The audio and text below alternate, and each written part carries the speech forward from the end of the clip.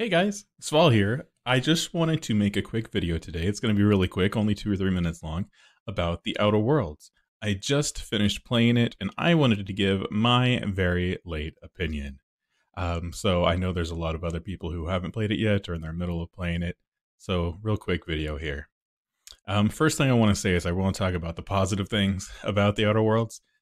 The first thing is when you first come across The Outer Worlds and you load into the loading zones, you start playing the game and you realize the game looks great. It looks absolutely beautiful. And very soon into the game, you get your first companion. Now, I wanted to talk about the companion system as well. They did an amazing job with the companion system in this game. You know how in some games your companions will get stuck on rocks, you'll go up a staircase and they can't follow you, they get lost in combat and get stuck behind a barrier and then they don't do anything in combat, or you try to go up an elevator and you're wondering what happened to your companion. None of that happens in this game. They did an absolutely great job. The companions are actually meaningful in combat. They follow you everywhere. They instantly teleport to elevators. It's great. Another thing that I really liked about the companions is the companions each have their own individual personalities and their own individual backstories and their own quests. They did a great job at creating, making the companions feel like people with their own stories as a person would have. Another thing that I really enjoyed about the companion system is in the game you get perks, I think every other level, which allow you to do things like additional X damage or carry additional X weight, things of that nature. Your companions also get perks. So that was also very nice too.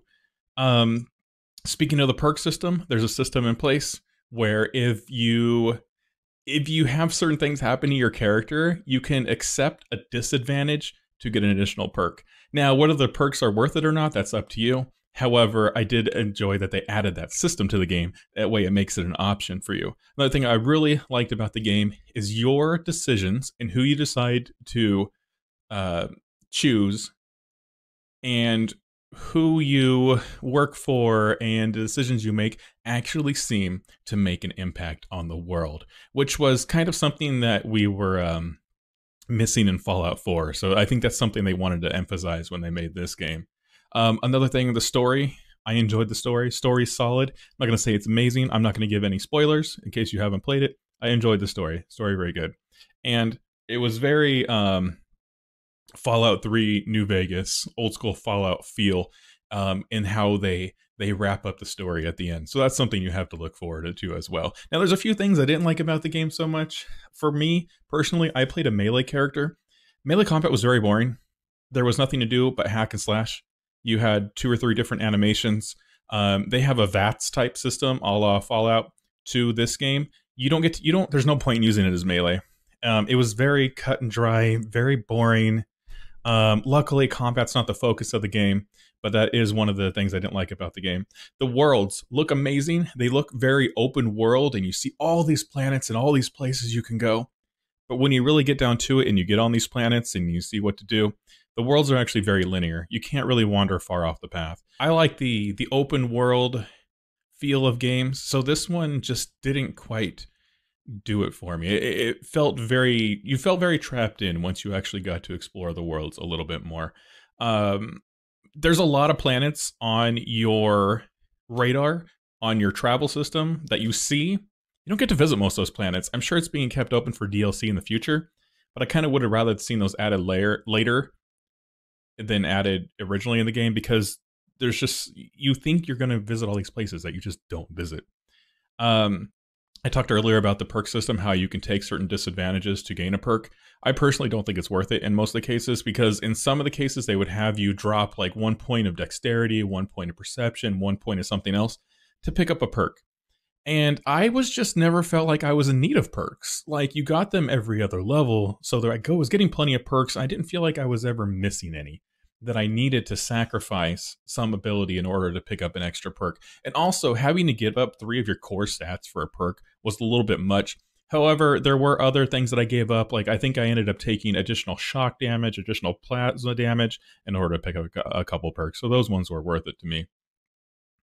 And I guess the last thing I have to say is, going back to the world again, the worlds, not only are they very linear, but are fairly linear. I'm not going to say very, because you can wander off the path a little bit here and there. But the worlds are just not interactable. Like, if you go up, they look nice. But if you go up to a plant, you can't pick the plant. You can swing your sword at it. It does nothing to it. You can throw things and break windows. Well, you can hit windows, but they don't actually break. Like, everything in the world is very static. It looks very nice, but if a giant explosion goes off, none of those things move. None of them change. There's no destruction. There's no deterioration. There's no nothing. It's just how you see it is how it's going to stay no matter what you do.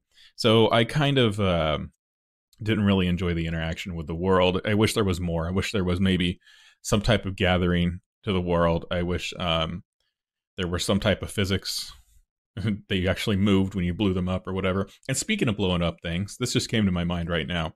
I'll throw this in at the end. In the game, there's mines that you find. However, you don't have any way to disarm mines. The only thing you can do is blow them up. You can't actually use them. And there's no throwables in the games. There's no grenades. There's no mines. There's nothing. It's just very...